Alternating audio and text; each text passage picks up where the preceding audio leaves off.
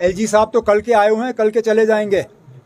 हमें पता है इस बंदूक का कितना असर यहाँ के फैमिलीज पे पड़ा हुआ है, और हमने पहले दिन से कहा कि यहाँ के लोगों को गुमराह किया गया, बंदूक दिखा के उनको गलत गलत सपने दिखाए गए। वो सपने वैसे के वैसे ही रहे, लेकिन यहाँ कब्रिस्तान भर गए, हमारी नदियाँ जो है वो खून से भर गई। एलजी साहब ने कोई ऐसी बात नहीं की जो हम पहले से नहीं कहते आए हैं।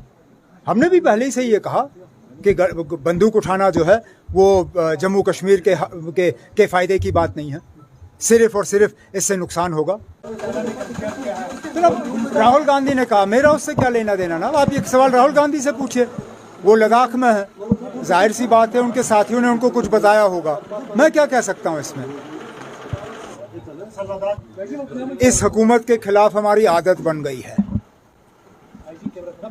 जाहिर सी बात है कि बीजेपी के दबाव में आके लद्दाख की एडमिनिस्ट्रेशन जो है वो बार बार अदालत के दरवाजे खटखटाने पे मजबूर हो रहे हैं। हमें अपना सिंबल चाहिए, हम अपने सिंबल पे इलेक्शन लड़ना चाहते हैं। लद्दाख की एडमिनिस्ट्रेशन को इससे एतराज़ क्यों? पहले भी हम हाई कोर्ट गए, वहाँ सिंगल जज बेंच ने हमारे हक में फैसला किया। उसके बाद 300 पेज का उन्होंने पिटिशन दाखिल करके डिवीज़न बेंच के सामने लिया।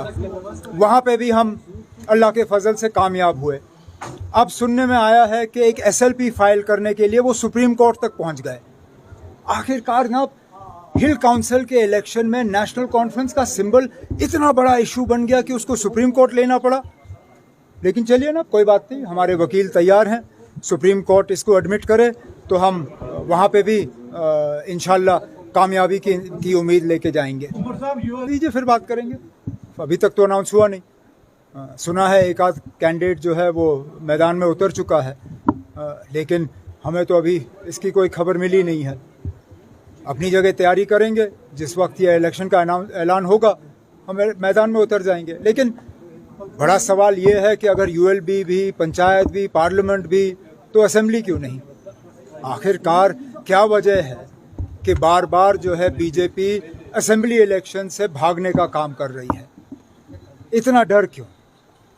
आइए मैदान में उतरिए और कीजिए लोगों का सामना। देखते हैं कौन कहाँ पे खड़ा है।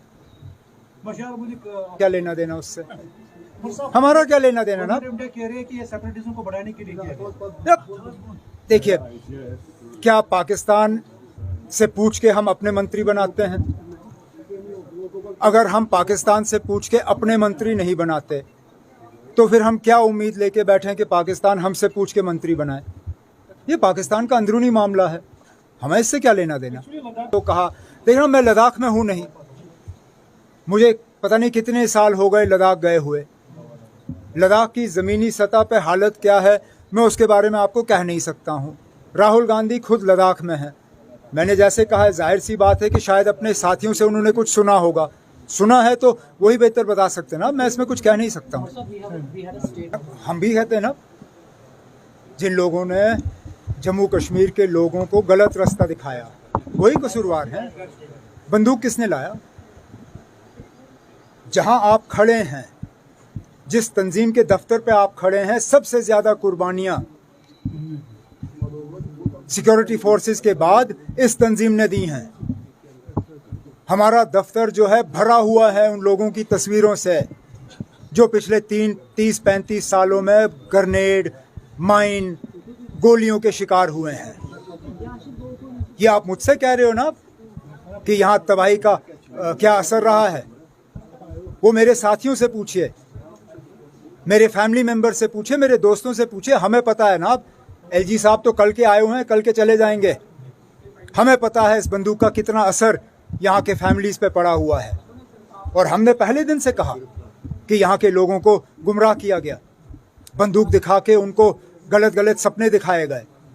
वो सपने वैसे के वैसे ही रहे, लेकिन यहाँ कब्रिस्तान भर गए, हमारी नदियाँ जो है वो खून से भर गई। एलजी साहब ने कोई ऐसी बात नहीं की जो हम पहले से नहीं कहते आए हैं। हमने भी पहले ही से ये कहा कि बंदूक उठाना जो है वो जम्मू कश्मीर के फ़ायदे की बात नहीं है। सिर्फ़ और सिर्फ इससे नुकसान होगा।